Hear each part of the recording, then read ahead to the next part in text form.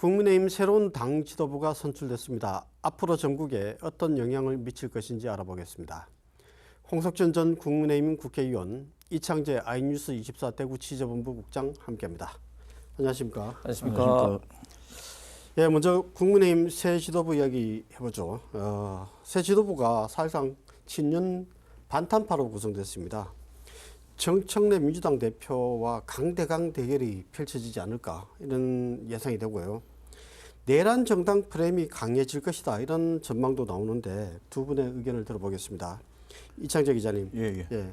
향후 전국 전망에 앞서서 이번 국민의힘 전당대회 전반적인 분위기에 대해서 한번 이야기해보죠. 당 대표를 비롯해서 새 지도부 선출이 주목을 받아야 되는데 이번에는 전당대회가 아니라 전환길 대회다. 뭐 이런 말이 나올 정도로 입당 3개월 차 전환길 씨가 이슈를 독점하다시피 했습니다. 이런 현상 어떻게 보시나요? 네, 솔직히 이번 국민의힘 전당대회가 아니라 전환길 쇼가 되어버렸습니다. 당대표 선거라면 지도부 후보들이 주목을 받아야 되는데 입당 3개월 차 신인이 이슈를 독점했다는 건 당이 얼마나 리더십 부재에 빠져 있는지 그대로 보여주고 있습니다. 새로운 비전도 뚜렷한 메시지도 없으니까 당 전체가 신인의 돌발 발언에 끌려다니는 진짜 질 낮은 흥행 구도가 됐습니다. 이는 새 인물 효과가 아닌 기존 주자들이 무능하다는 반증으로 보입니다. 결국 이번 정당대회 이 전체의 결론은 지금 이 당에는 중심도 없고 구심점도 없다. 이 위기를 지금 뽑힌 새로운 지도부가 잘 알고 있어야 할 겁니다. 네. 그렇다면 말이죠. 사실 우리 대구 경북 TK가 국민의힘에서는 사실상 최대 지분을 갖고 있는 뭐 최대 주주나 다름없지 않습니까? 네. 이번 전당대회에서 나타난 우리 TK의 선택은 무엇이라고 보십니까? 이번 TK 선택은 분명했습니다. 대구 경북 출신 세 분이 다 됐죠, 최고위원회. 네.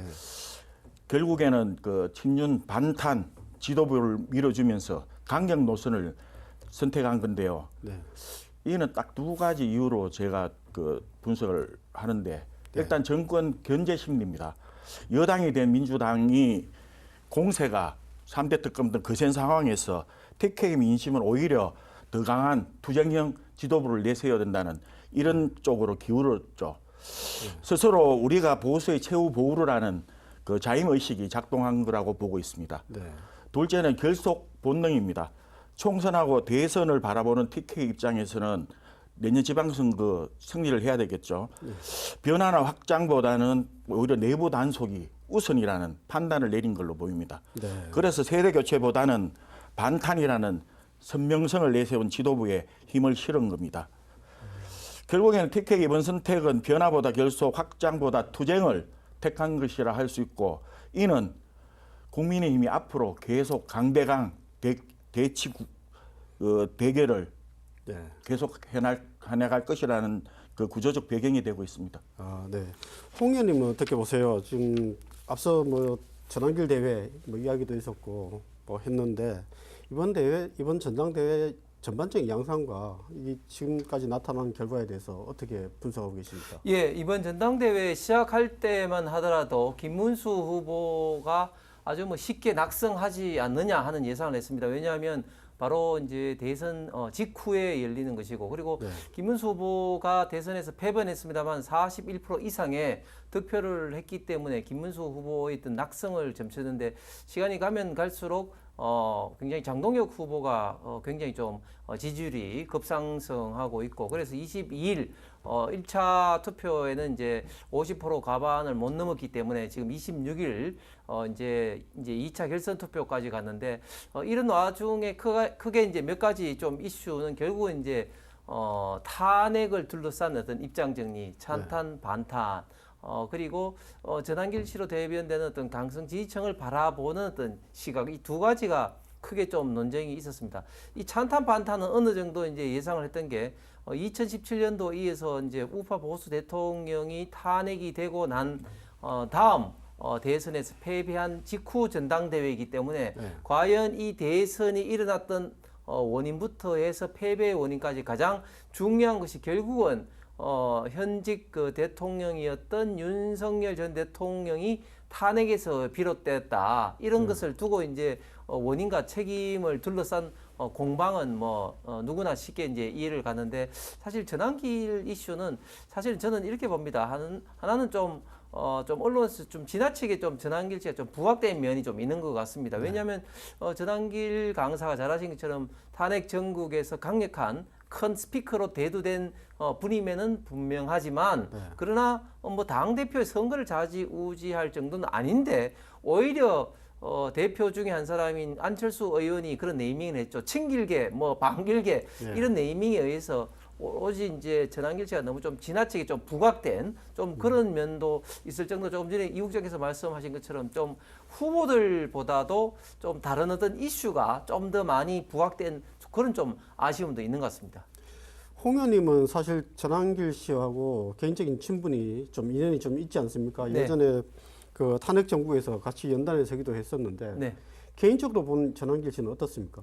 예, 잘 아시지만 전환길 씨는 우리 지역 경산 출신으로 우리 지역에서 학원을 하기도 했고 했는데, 역사 분야의 좀 일타 강사로서 그동안 이름을 날려왔습니다. 그러다가 탄핵 전국에서 세이브 코리아와 이제 집회를 하면서 일약 탄핵 반대에서는 가장 강력한 스피커로 되면서, 저하고는 2월 8일 날 동대구역 집회에 같이 단상에 오르기로 했습니다. 그 당시 정치인으로서는 제가 유일하게 올랐고, 이철우 지사 같은 경우는 올랐지만 이제 당시 이제 자치단체장 신분이기 때문에 애국가를 불러서 애국가 아이돌이란 그런 별칭도 붙었습니다만은, 그래서 지금도 꾸준히 이제 연락을 주고받고 있는데, 굉장히 개인적으로 만나보면은 좀 겸손하지만, 그러나 이런 어떤 애국 심리, 특히 탄핵을 둘러싸서는 좀 강력한 그런 좀 의지가 좀 있습니다. 왜냐하면은 전환길 강사가 잘 아신 것처럼 원래 이제 노사모 출신인데,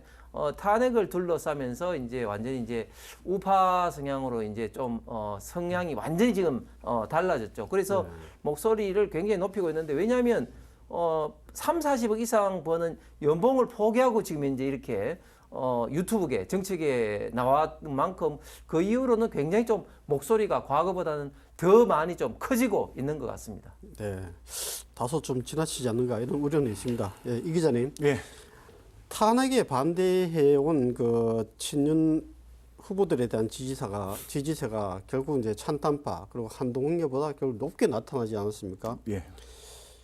이 하필이면 또 여당에도 아주 강성인 정청래 대표가 이렇게 당 대표가 됐는데, 앞으로 전국을 봤을 때 상당히 냉각되지 않을까 이런 우려가 아주 큽니다. 이게 한편으로 보면 이게 서로 선명성 경쟁이다 이렇게 볼 수도 있겠지만은, 내란 정당 프레임에 국민의힘 지지다 보수층이 스스로 가둔 거 아닌가 이렇게 볼 수도 있지 않겠습니까? 네.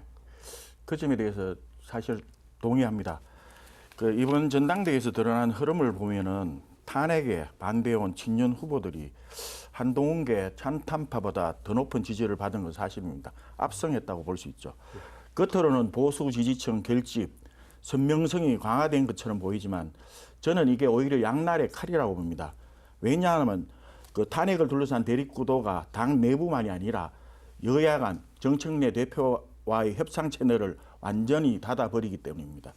결국 전국은 강대강 대치로만 흐르고, 국민의힘 스스로가 민주당이 더 쉬운 내란 정당 프레임으로 들어가는 욕효과가 지금 날 수도 있습니다. 결국엔 보수 지지층 결집은 일시적 성과지, 내년 지방선거라는 전국 단위 승부에서 그 중도하고 무당층을 이룰 수 있는 자충수가 될 겁니다. 네. 지금 필요한 거는 선명성 경쟁이 아니고, 지금 대화하고 타협을 어느 정도 그런 공간을 열어둘 수 있는 그런 지도부 리더십이 필요할 때입니다. 네, 홍 의원님. 네. 자칫 자충수가 될 수도 있다. 이런 우려의 이야기도 했는데, 또 하나가 이번 전당대회를 기점으로 오히려 분열이 심화되지 않을까. 극단적으로 이야기하면은 당이 쪼개지는 기점이 되지 않을까. 이런 이야기를 하는 분들도 있습니다. 어떻게 보시나요? 예, 저는 그렇게 생각하진 않은데, 왜냐하면 부부간에도 가장 위험한 관계가 뭐냐면 좀 대화도 없이 냉랭한 관계가 사실은 부부간에 가장 위험한 관계 아니겠습니까? 당에서도 사실은 굉장히 갈등이 있고 부글부글 하는데, 뭐 서로 이야기를 안 하는 그런 관계가 저는 가장 위험하다 봅니다. 그런데 이번 전당대회를 통해서 비록 좀 의견이 확실히 좀 다른 부분이 있다는 것이 이제 노출은 됐지만 그러나 그런 것들이 화합하는 과정에서 저는 오히려 더 좋다. 오히려 더 이제 털고 갈 것은 이제 털고 갈 수 있는 그런 어떤 장이 전당대회를 통해서 저는 마련됐다고 보고 그리고 사실상 분당이라는 것은 사실은 저희가 볼 때는 불가능합니다. 왜냐하면 두 가지 이유인데요. 첫 번째는 제도적으로 굉장히 어렵습니다. 조직이라든지 재정이라든지 이런 면을 이제 하기가 굉장히 어렵고 그리고 현역을 비롯해서 정치인들도 여기에 동조하는 세력은 극히 좀 드물 수밖에 없다. 왜냐하면 지금 개혁신당이 있습니다만 대한민국 정치사회에서 3당의 성공 가능성은 극히 불가능하거든요. 그렇기 때문에 동조할 세력도 없기 때문에 분당의 가능성도 저는 거의 없다. 단지 당 지도부가 누가 되느냐에 따라서 지금까지 어떤 탄핵 국민을 둘러싼 그리고 발언과 행동을 둘러싼 새 지도부에 의한 어떤 징계의 가능성은 있을 수가 있다. 그걸 통해서 좀 당에 좀 어느 정도의 좀 갈등은 여전히 좀 남아 있을 수는 있겠습니다만 그러나 한 가지 확실한 것은 이번 전당대회를 통해서 확실히 조금 당이 조금 새로워지면서 뭔가 좀 해보자, 싸워보자, 견제하자 이런 어떤 의지는 뭐 완전 좀 팽배해진 것 같습니다. 네. 이재명 대통령이 산업재해와의 전쟁을 선포했지만 산업 현장에서 크고 작은 사고들이 잇따르고 있습니다. 우리 지역에서도 달서구에서 인공폭포 작업을 하던 용접 작업을 하던 60대가 추락해서 사망한 사고가 있었고 경북 청도에서는 철도 보수 작업을 하던 인부 7명이 사상당하는 이런 사고가 있었습니다. 이 기자님, 예. 먼저 이들 사고 경위에 대해서 그리고 현재 상황에 대해서 간략하게 좀 브리핑해 주시죠. 네, 이 두 사건 모두 참 산업 현장의 기본 안전 관리를 부재가 가려운 비극입니다. 대구 달서구 인공폭포 공사장 사고는 60대 일용직 노동자가 용접을 하던 중에 7m 높이에 추락해 숨진 사건입니다. 당시 안전장비 착용을 했느냐 아니면 추락 방지 시설이 제대로 됐는가 이 발주처가 달서구니까 지금 경찰하고 고용노동부가 지금 계속 조사 진행 중에 있고 네. 또 다른 문제 사건은 청도 무궁화호 열차 선로 점검 과정에서 일어난 작업 사고입니다. 당시에 7명이 사상자가 났는데 열차에 치여 2명이 숨지고 5명이 크게 다쳤습니다. 사실 이들 중 6명이 30대 청년들입니다. 네. 참 안타까운 심정을 많이 나타냈죠, 국민들이. 여기서 특히 이제 확인된 사실은 자극 계기서하고 실제 현장 투입 인원이 달랐습니다. 일부는 급히 차출된 대체 인력으로 안전교육조차 제대로 받지를 못한 상태에서 투입이 됐습니다. 게다가 사고 지점이 곡선 구간으로 시야 확보가 어려운 상황인데 대피 장소 확보 같은 최소한의 안전 장치도 못한 상태에서 이제 이런 사고가 드러났습니다. 정리하면은 두 사건 모두 단순한 불운이 아니고 진짜 안전 불감증에다가 원청입니다. 고레일, 달서구, 원청 관리 책임 소홀, 또 하청 구조의 또 허술함 이런 게 겹친 인재라고 볼 수 있습니다. 네, 홍 의원님. 네. 산업재해 예방을 위해서 이번 정부뿐만 아니라 역대 정부가 사실 많은 법과 제도적 노력을 해왔음에도 불구하고 이와 같은 어찌 보면 후진국형 사고라고 할 수 있는 이런 사고가 아직도 계속 일어나고 있는데 좀 근본적인 대책이 없을까요?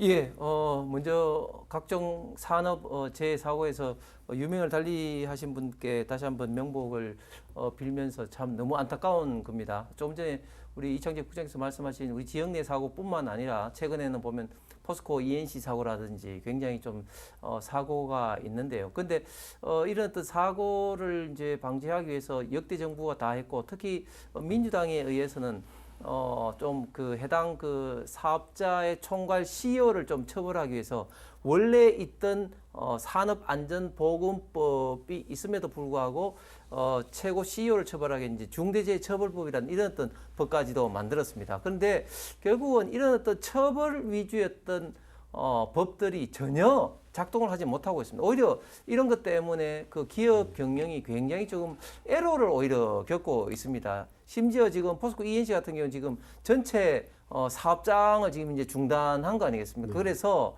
이 산업재해는 이렇게 처벌만이 능사가 아니다 하는 것이 다시 드러났고, 저도 21대 때 한노위에 있어서 이제 이 문제를 좀 심각하게 바라봤는데, 저는 몇 가지 좀 이야기를 좀 하고 싶습니다. 첫 번째는 우리 대한민국의 산업안전재해의 50% 사고 유형은 추락사입니다. 추락사. 예를 들어서 뭐 그 공사 현장이나 이런 데서 이제 추락사인데, 그러니까 그 건설 현장이 추락사를 방지하기 위한 여러 가지 안전시설 관련된, 예를 들면 뭐 비계라든지 이런 부분에 대해서 예를 들면 그 정책적인 좀 지원, 예를 들면 어떤 세금 감면이나 이런 걸 통해서 이 안전 관련된 산업을 굉장히 좀 이렇게 육성해야 된다. 좀 그런 어떤 말씀을 좀 드리고 싶고, 또 두 번째는 이 교육적인 면제, 이 단순한 교육이 아니라 효과적인 어떤 안전 내지는 주의를 하는 어떤 그런 교육 내지는 컨설팅을 전문화하는 어떤 그런 기업에 의해서 그냥 형식적인 그런 어떤 그 안전 교육이 아니라 실질적인 어떤 교육을 통해서 원청 발주처는 물론이고 노동자들도 이런 부분에 좀 더 많은 관심과 그리고 좀 조심을 할 수 있는 그런 시스템이 좀 필요하다고 보여집니다.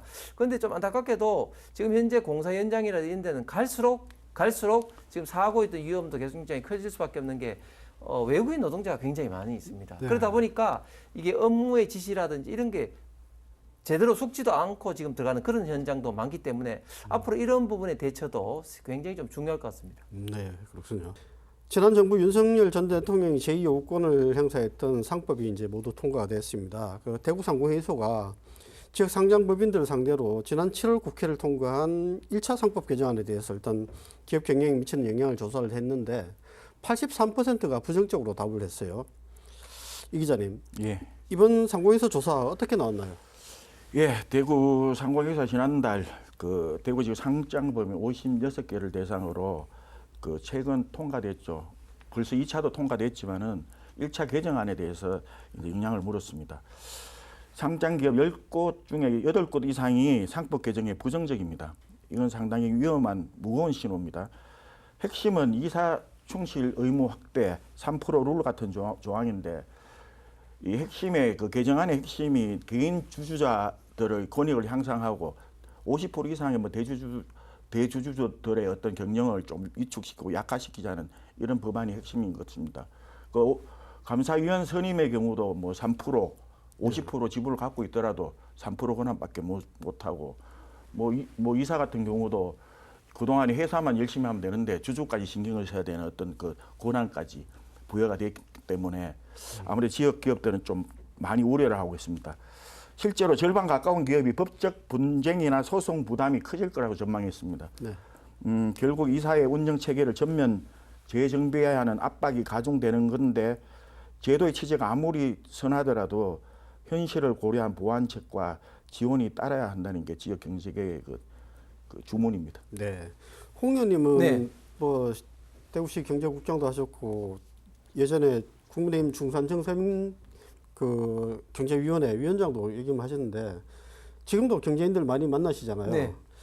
실제로 만났을 때 이에 대해서 반응이 어떻습니까? 현장에서 체감하는 느낌은 어떻습니까? 굉장히 그 우려가 크고요. 그 다음에 지금 뭐 이뿐만 아니라 여러 가지 이유 때문에 진짜 대한민국에서 기업하기가 굉장히 어렵다, 그렇게 이야기를 하고 있습니다. 왜냐하면 지금 오늘 뭐 내일 이제 이재명 대통령이 미국에 가서 트럼프 대통령과 지금 관세 협상을 하는데, 지금 관세 때문에 사실상 미국 수출은 굉장히 지금 어렵게 되는 겁니다. 특히 우리 지역의 대표적인 자동차 부품이라든지 철강이라든지 이런 부분은, 철강 같은 경우는 지금 이제 소재 부분에 지금 관세를 지금 50%를 맞기 때문에 미국 수출은 사실상 못하게 되는, 불가능하게 되는 그런 어떤 상황인데, 우리 지금 대한민국 내에서 이런 어떤 법까지도 이렇게 기업 경영하기가 지금 그 어렵게 지금 하고 있으니까 지금 기업 경영을 하시는 분들은 걱정이 태산입니다. 조금 전에 이창직 부장에서 한 상법도 물론 그렇고, 이게 더 큰 문제가 어제 일요일에 통과된 또 노란봉투법이 있지 않습니까? 노란봉투법 같은 경우 지금 현재 그 분쟁의 대상이 기업의 어떤 경영 투자를 하는 것까지 다 포함되어 있기 때문에, 예를 들면 뭐 미국에 간다 이런 부분도 이제 노동 어떤 분쟁, 파업의 대상이 되는 것이고 또 원청 입장에서는 하청업체의 그런 어떤 모든 어떤 분쟁까지도 원청업체가 결국 이제 따는 것이죠. 예를 들면 어떤 생산 라인을 미국으로 간다면 하청업체가 현대자동차에 가서 시위를 하면은 이제 현대자동차 회장 앞에는 이제 365일 시위하는 노동자들로 들끓을 수밖에 없다. 그다음에 또 세 번째 문제는 손해배상 관련해서 지금보다는 확실히 확 낮추는 그런 어떤 손해배상을 하기 때문에 어떤 불법 파업에 대해서 좀 제어할 수 있는 장치가 사실상 없게 되는 이런 어떤 문제가 있는 게 노란봉투법인데 조금 전에 말씀하신 상법 이런 거와 더불어 과연 경영자의 책임이 어디까지냐 이런 어떤 문제가 있음으로 해서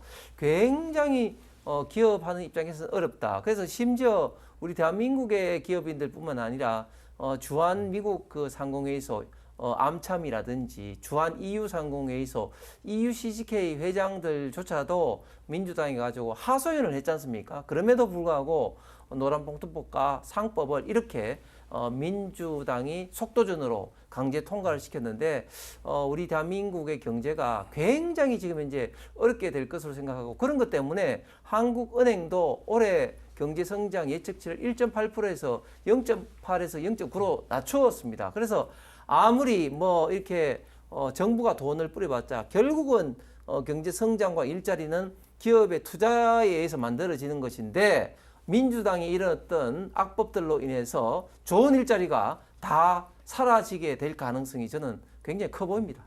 네, 이번 주는 여기까지 하죠. 네, 두 분 수고하셨습니다. 감사합니다. 최근 대구문화예술진흥원이 구설에 오르고 있습니다. 홍준표 전 대구시장이 문화예술 관광 분야 기구들을 통합해 출범한 문화예술 관련 컨트롤타워인데 조직 내부 갈등과 도덕적 해이 등의 문제들이 불거져 논란입니다. 홍 전 시장이 예산 절감과 운영 효율성을 통합 명분으로 내세웠지만 현실은 방만과 비효율 등 정반대 결과로 나타났습니다. 홍 시장이 개인적인 대권 욕심으로 대구를 망가뜨린 흔적 가운데 하나로 지적되기도 합니다. 정말 리더를 잘 뽑아야 하겠습니다. 이번 주간 시사는 여기서 마치겠습니다. 감사합니다.